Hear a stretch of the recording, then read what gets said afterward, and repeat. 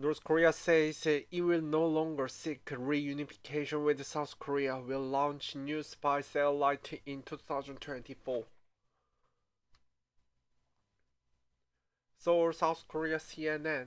North Korea will no longer seek reconciliation and reunification with South Korea. Kim Jong-un has declared as his nation vowed to put three new military spy satellites into orbit in 2024. Kim said inter-Korean relations had become a relationship between two hostile countries and two belligerent at war.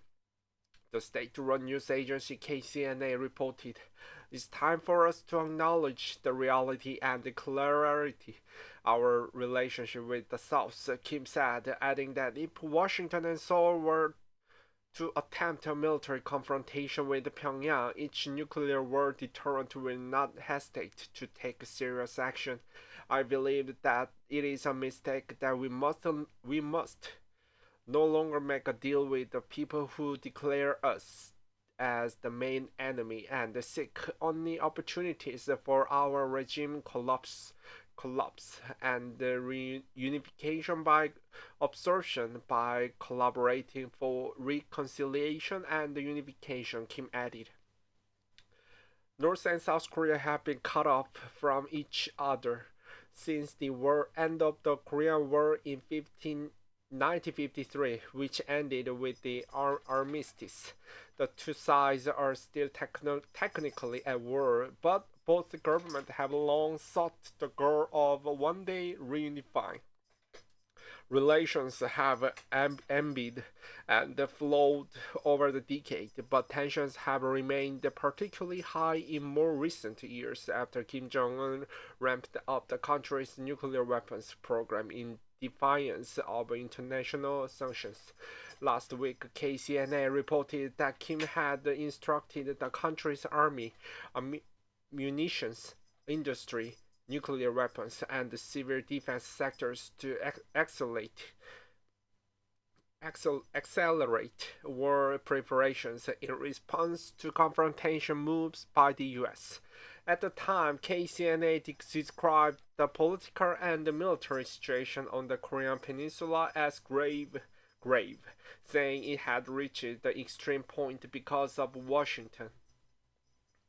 Kim's latest comment on reunification was significant, according to Hu Cheng-ping, a senior fellow at the East Asian International Relations Caucus and a member of the Asia Pacific Nuclear Advisory Panel, who said the North Korean leader had been increasingly working away from the inter-Korean relations in recent years.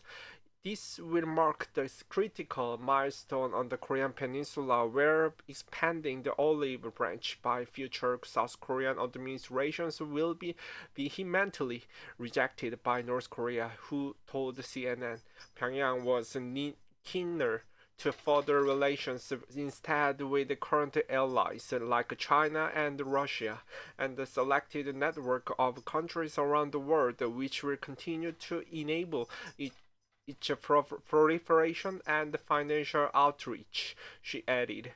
The US, South Korea, and Japan were excluded from Kim's strategic outreach for now.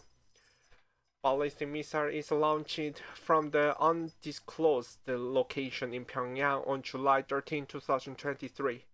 Jia Lan Chong, as associate professor of political science and non-resident scholar at Carnegie, China, said Kim's speech reflects the reality that unification is not a short or even medium-term possibility for the Koreas. Given this situation, the question is whether non-unification means continuation of the status quo, or if North Korea believes that it needs to act to protect itself more actively, or even preempt what it sees as possible aggression from South Korea, Chung added.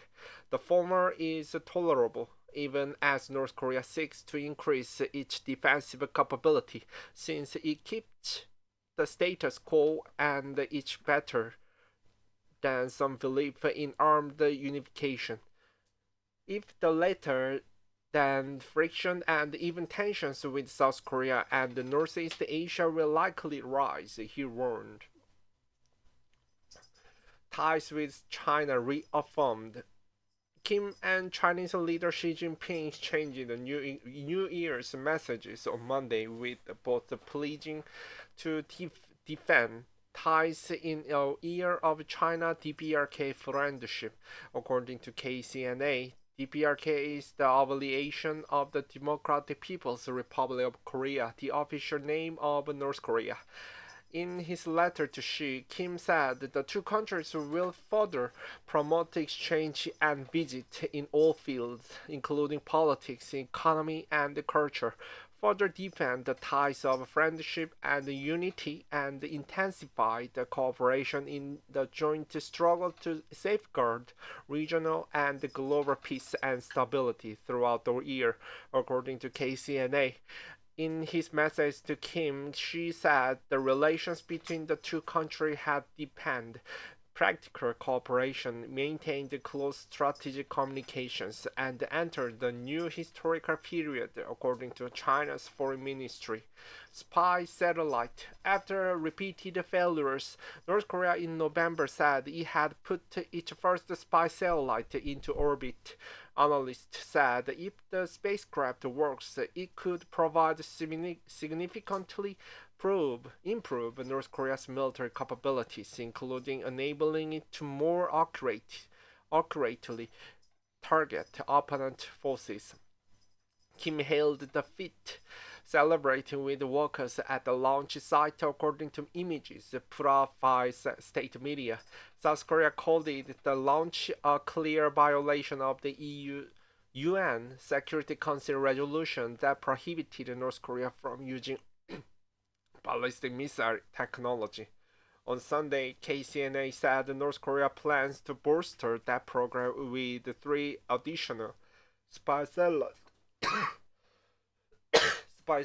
in the new year. Based on the experience of successful launching and operating the first reconnaissance satellite in 2023, the task of launching three additional reconnaissance satellites in 2024 was declared to vigorously promote the development of space science and technology, the statement read. Throughout the course of 2023, Pyongyang also launched a series of intercontinental ballistic missiles tests, including a long-range solid-fueled missile called the Hwasong-18 in December, which defense experts and regional watchers say showed the maturing North Korea missile program. While North Korea, like every country, has missile tests failed, it's clear that the overall reliability of North Korea's missiles is quite respectable.